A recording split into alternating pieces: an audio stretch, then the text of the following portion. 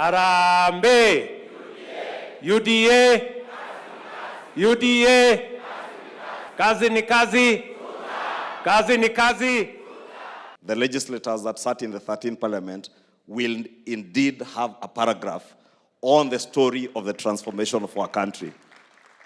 And that transformation, Your Excellency, as my brother Aaron has said, did not just begin with what we committed to Kenyans as we campaigned together on the question of universal health coverage, on the transformation of our agriculture, but moving on now to even what you have called or christened the Singapore dream or the journey to Singapore. We have an opportunity to buy shares in Kenya Pipeline.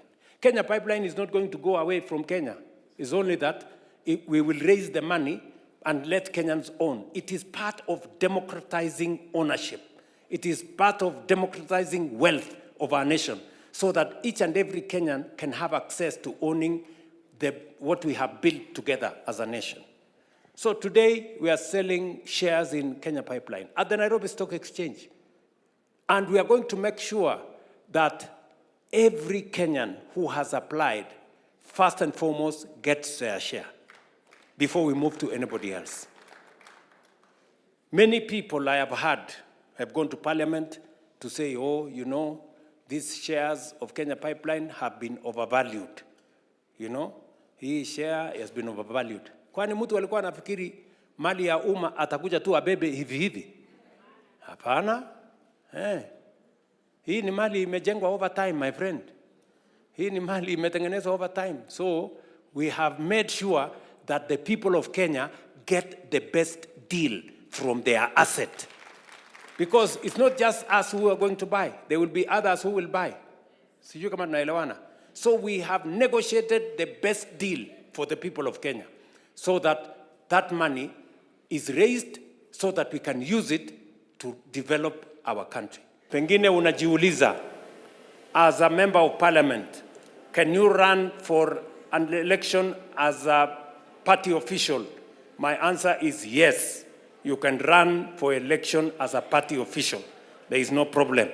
It's only that the party says 6 months before the election, you will have to step down to allow the party to be objective in matters to do with managing the election. Baada ya election, unarudi naendesha mambo yako tukisonga mbele.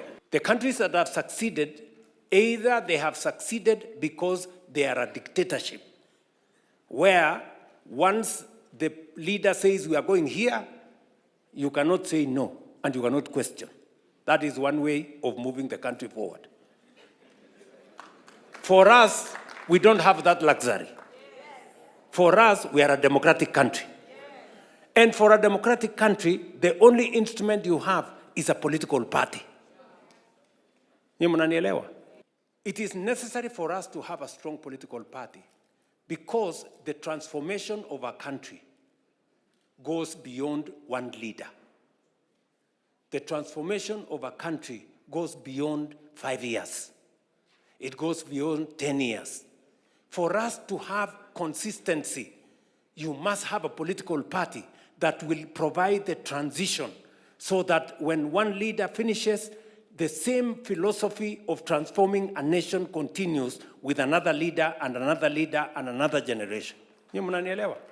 Yes, William Ruto is not going to complete this transformation. It's not going to happen in 5 years.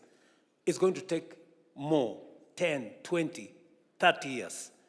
For us to provide that transition, we must have a political party whose philosophy, vision, understanding, manifesto provides that transition into the future.